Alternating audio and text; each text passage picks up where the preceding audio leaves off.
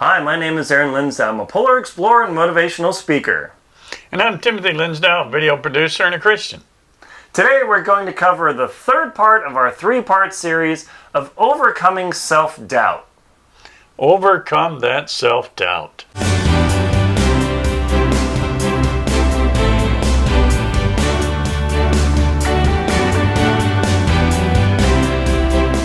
This is our third part of our three-part series on overcoming self-doubt. Thank you very much for watching. If you wouldn't mind, please click the subscribe button below and also leave us a comment to let us know how we're doing and give us some feedback to let us know, like, hey, could you do this or that video? We'd greatly appreciate it. Yes, we would appreciate that. So let's get right into these last 10 tips we have on overcoming self-doubt.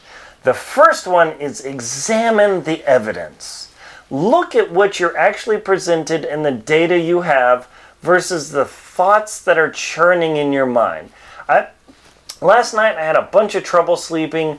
I couldn't figure out what it was. And I think I finally realized in the morning it was just something I was working on yesterday. And man, it was killing me. But I was so wrapped up in, this isn't quite right and blah, blah, blah. Then this morning I wake up, I look at the evidence of what I was doing. It was perfectly fine. Oh, gosh. And I didn't get to sleep till midnight. Now I'm one of those guys that likes to go to bed at 9:30 or 10 o'clock if possible. But my mind kept stewing over this thing and stewing over this thing. And my mind kept stewing over this on and on. It just wouldn't let me get past it. It was driving me nuts. So I looked at the evidence and I realized, oh, geez, that was totally junk. You've never had that happen, right? Yeah. Okay, figure out your needs. Now, what's that about? Ooh. You know, the thing is, we want all kinds of things. Oh, gosh. Many times things we don't want for real. But let's talk about needs. You need things. You need food, water, shelter, clothing, basic stuff of life. And those are your needs. Figure out what your needs are, what you specifically need. Then once you get that smoothed out, you know what your needs are, you can relax. You've got them covered. Yeah. If you need to make your life a little simpler, do that. And move forward. But if you're constantly wanting things maybe you can't afford, and you're going to get yourself in debt, and you create more trouble for yourself, think about the needs. Get those established. And they're not only material things, but like things we're talking about here. Do you need to improve yourself some way? Do you need to know more about something? Work on those things, the things that you need to do. Now that brings us to our next point of do good or well even when you don't feel great. Now as a motivational speaker, I've got to be on stage in front of hundreds, if not thousands of people, and they're all eyeballs on me, and they want me to do a great job so they feel good about the experience. Sometimes I might have flown all night, I wake up, I've got a headache, I'll take some ibuprofen or whatever to get me past it. And I remember listening to this one speaker. I'm part of a National Speakers Association. And this one lady asked, well, what if you don't feel great that day? And the person doing the facilitating the discussion said, look, bring your A game, whatever your A game is that day. Because when you look back like, I'm a little tired, I'm a little thirsty, you got to bring your real game every time, because so often people, the moment, hey, you're not doing a good job, what do? Replace you. You don't want to be replaced. Now, does that cause a lot of self-doubt? Oh, you can certainly generate that. But if you're rolling your best at all times as well as you can, then you won't have any doubts simply because that's as good as you can do it. Actually, former President Jimmy Carter has a book out, and it's called Why Not Your Best? And that was his experience in Annapolis of one of his commanders asked, did you do your best? And he said, no. And the commander's, why not? Something to think about. Why not do your best? Yeah. And one of those things, could you imagine who you would be without fear and doubt? Whoa. I mean, think of the creativity that could flow, the energy, the joy. I get to do this thing. Yeah. That peace and joy can really lift you up if you don't have that fear and doubt. Just imagine having that. And the more you imagine it, the more you'll become that way. Less fear and doubt. I've made films where I actually had to contact congressmen and interview them, something I had never done before. Oh, but I pressed forward with it. It all came out terrific. Without fear and doubt, you move forward.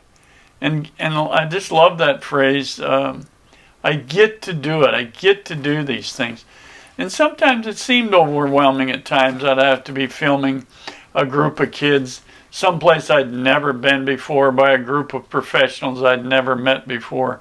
And having to set up everything, having to get everything together, having to interview and make that happen. But I pressed forward. I got to do that. I look back on it.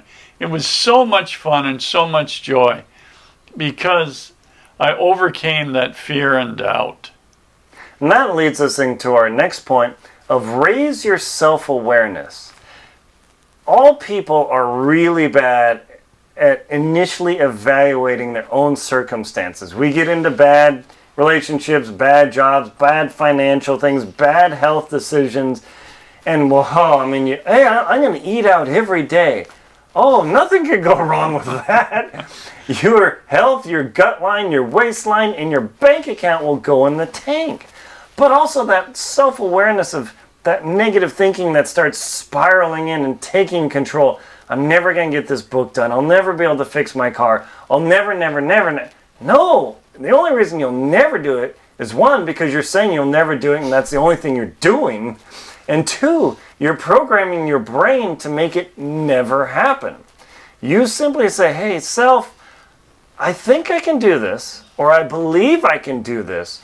It's going to take me a long time to achieve this. But as I start chiseling away towards this goal, I'll get there. It might take me a long time, but you will make it. That reminds me of a short saying, how do you eat an elephant? A bite at a time. Yum, elephant. So stop asking for validation. Oh my gosh. You can drive yourself crazy. You're calling out people, getting in circles. What do you think? What should I do? And it isn't long before you're just paralyzed by it. Yeah. There are many times and for many reasons people are not going to give you validation. They're either afraid for you, or they're jealous of you, or they just don't understand it. So you're asking for validation and you don't get it and you don't do anything. Press forward. Get with it. That's what you learn from. You can learn from mistakes and things that don't work out, because the next time you do it, you'll be another step above. So always press forward with your ideas and your thoughts and learn and improve. And don't worry about that validation. Just press on. And that leads us into our next point. Consider how bad it would be if all of your thoughts were true. Ooh. So if all these negative thoughts were actually true that roll through your mind, I'm ugly, I'm incapable, I can't run, I'm uneducated. Really? Is that really true? I can't make good films. I can't film congressmen. I can't film or congresswomen or people or senators or the president or somebody who sweeps the street. The self-obsession we have with these destructive thoughts, what if they were actually true? Well, no, I'm educated. I went to school. I got graduate degrees.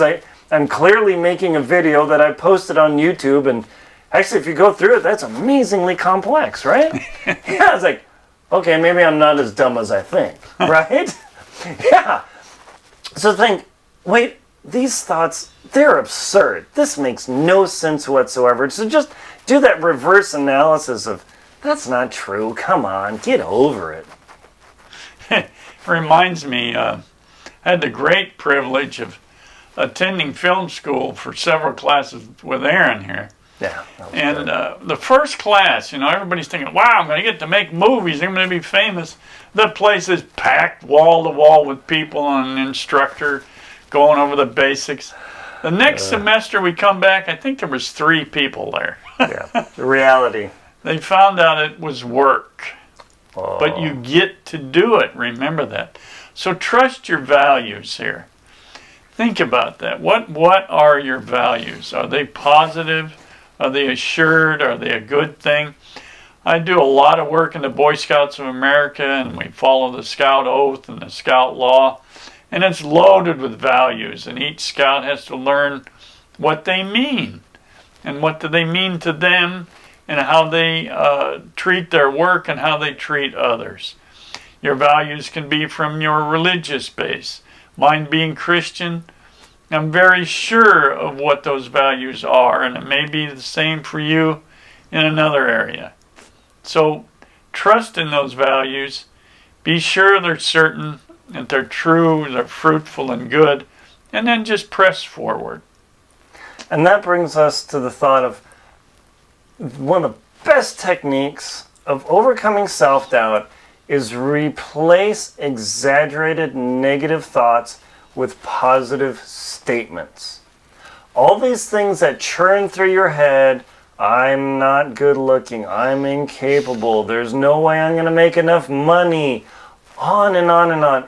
As long as you have those churning in your head, that crowds out positive statements that can actually make a great change in your life and move you forward to your next destination. You want to be there.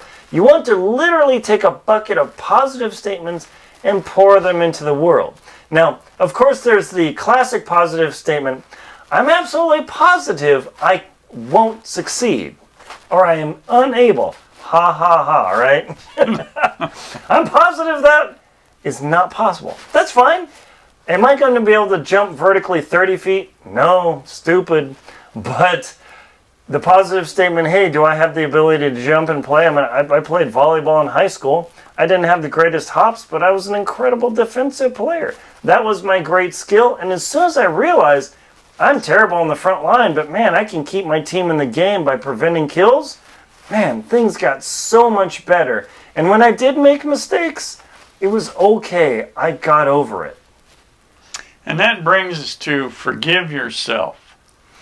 You're not perfect. You're a fallible human being, working to do the best you can where you're at in the world. Press on. I think of Edison, and there was always that story about him and the light bulb, and he said, well, I learned how not to make a light bulb 999 ways until he came to the one that worked. So that's how it is.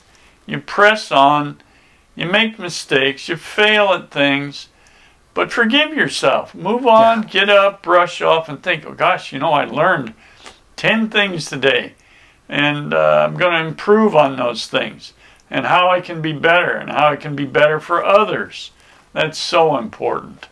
Don't be afraid to forgive yourself. Yeah, absolutely. And so that we've completed now our 3-part series on overcoming self-doubt and how to help get past negative thinking. I hope these have all helped you just to feed you some tidbits to hopefully improve your life and give you some strength for getting past self-doubt.